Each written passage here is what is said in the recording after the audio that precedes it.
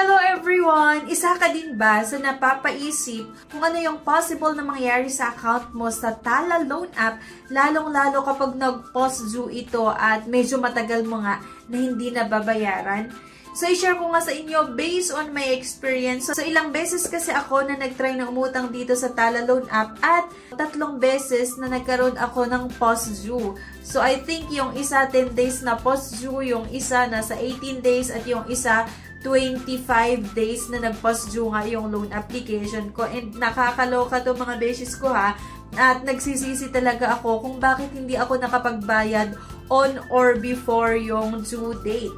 Pero bago ang lahat mga beshies, i-share ko lang sa inyo para sa mga hindi pa nakakaalam, ano nga ba itong Tala. So by the way, itong Tala Loan App nga ay makikita sa Google Play Store and I think ngayon available na rin siya sa App Store. Ida-download nyo lang at pwedeng mautangan. So isa ito sa nakita ko na loan app na nag-o-offer ng may mababang interest at mahaba din yung ino-offer na payment terms lalo kapag reloaner ka. Sa ibang loan app kasi 'di ba 7 days, 10 days, pero itong si Tala, first loan ko pa lang, nag-offer ito sa akin ng 18 days na payment terms and then ngayon nag-offer nga ng 61 days or 2 months na payment terms. So, isa nga ito sa nakita ko na medyo okay utangan. Kaya naman inalagaan ko yung loan app na ito. Pero kasi hindi pa rin talaga maiwasan na mag-post due yung loan application. Minsan hindi naman sinasadya, nakaligtaan lang, then nag-post due yung loan application. Pero ang isa sa mga nagustuhan ko dito sa Tala, I mean, nababaitan naman ako dito kasi nung first time na nag-post due yung loan application ko and then nung natapos ko na mabayaran, then, umulit ako, na umutang ulit dito sa Talay, abay, na-aprobahan pa rin yung loan application ko.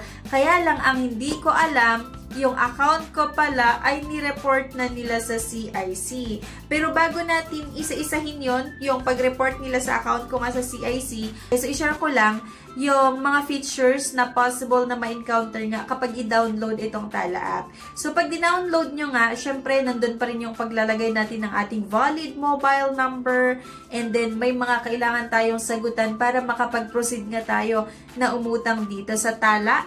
And hindi rin nawawala dito yung pag-upload ng isang valid government ID.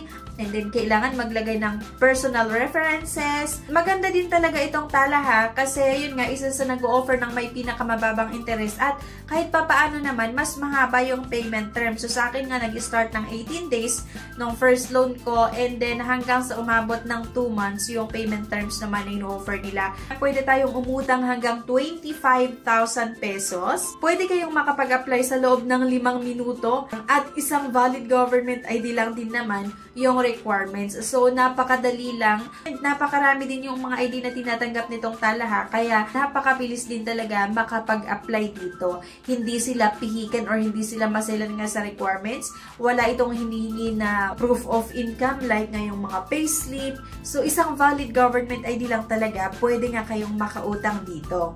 Nung nag-try nga ako na umutang dito, start sila or nag-offer sila sa akin ng first loan na 1,500, kalauna naging 3,000, naging 4,500, 6,000, 7,000, naging 10,000, 12,000, ganyan, 15,000 hanggang sa umabot ng 25,000 pesos yung in-offer nga nila sa akin. At ang nagustuhan ko nga dito, napaka-transparent din naman itong Tala Loan App kasi wala talaga silang hidden charges. I mean, pinapakita nila yung breakdown kung magkano yung uutangin mo, ng interest, ng mga processing fees kung meron man. Bago mo pa i-go yung loan application mo, at least may idea ka na dun sa mga charges. At kapag umuutang ka dito sa Tala Loan App at nagbabayad ka on or before yung due date, napakabilis lang yung approval kapag magre-reloan. At pwede mo matanggap nga yung loan proceeds sa e-wallets or pwede din via bank. So, yun na nga mga beshes yung sabi ko sa inyo kanina na nagsisi ako kung bakit hindi ako nakapagbayad dito sa Tala Loan App on or before yung due date. Bakit ko ba? Kasi pinalampas yung due date, din hindi ako nakakapagbayad. Yung iba, siguro sinasadya ko. And yung iba, hindi ko naman talaga sinasadya. Nakaligtaan ko lang din talaga. And nawala sa isip ko na binayaran ko naman yung una na nag-post due. Tapos nag-reloan ulit ako. Tapos nung mga sumunod na umuutang ako, minsan binabayaran ko naman siya on or before yung due date. At yung mga iba, hindi ko siya nababayaran sa tamang oras. doon sa due date na binigay nila sa akin. Kaya eto, nakakaloka mga beshies kasi one time, nakita ko lang din itong Lista app. So, by the way, itong Lista app ay madadownload nyo pa rin sa Google Play Store. At dito nga pwede nyong ma-check yung credit score and report, di ba? Patungkol nga sa inyo, sa mga account, kung marami ba kayong utang or hindi, kung meron ba kayong negative credit history or negative credit findings. Pagka-download ko nitong Lista app, para ma-view ko nga yung credit score ko, ay kailangan magbayad ng 199 pesos. At pwede nyong bayaran via GCash. So, may redirect naman kayo sa GCash kung gusto nyo lang naman na makita din yung credit score nyo. So, yun nga sa akin, nagbayad ako ng 199 at na-view ko nga yung credit score ko at nakakaloka mga beshes kasi isa sa mga nakita ko ay yung Tala Loan App. So, ibig sabihin itong Tala pala ay nagre-report sila ng account sa CIC. Kagaya niyan, pag pumunta kayo sa home, makita nyo nga yung my account, your credit score and report. So, at kung mapapansin nyo dito, meron akong 666 na credit score na fair naman daw,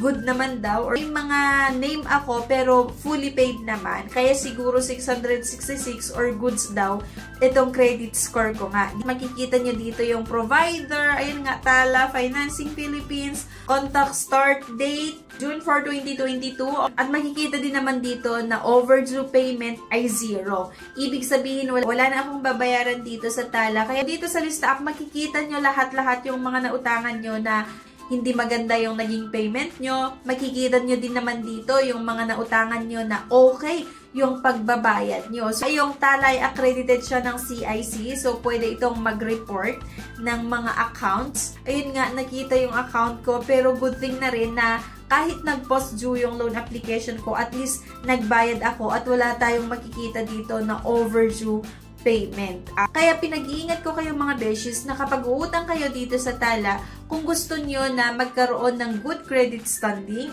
magbayad kayo on or before yung due date kapag uutang kayo dito sa Tala at huwag nyong hayaan na meron kayong unpaid or hindi nababayaran ng utang dito sa Tala. Kasi nga nagre-report ito sa CIC at baka makadagdag pa yun para bumaba yung credit score nyo. So kapag kasi mababa yung credit score natin na nakikita ka dito sa CIC, possible po na kapag uutang kayo sa ibang mga nagpapautang, banking man yan, sa lending man yan, financing man yan, possible na makaka-apekto ito sa pag-a-apply natin. Kasi kung marami kang utang na hindi nababayaran at nai-report yung account mo, nai-report yung name mo sa CIC, bababa po yung score nyo. At kapag mababa yung score mo or credit score mo, magre-reflect yan sa pagkatao mo. Kaya ang tingin ng mga ibang lender ay baka hindi ka talaga maganda umutang. I mean, may mga nautangan ka na hindi maganda yung naging payment mo. Kaya possible na i-decline nila yung loan application mo. Kaya,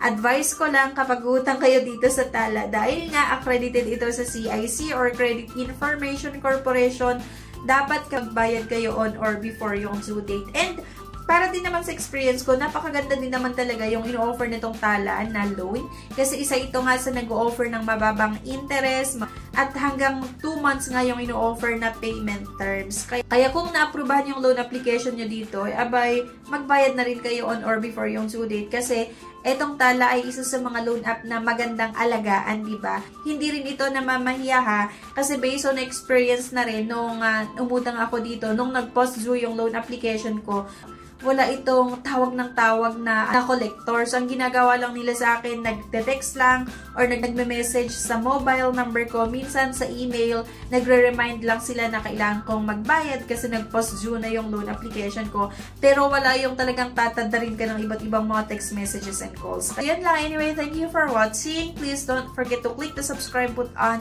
Sana i-like nyo din po yung video at huwag nyo kalimutan na i-share. Thank you at see you sa aking next vlog. Bye!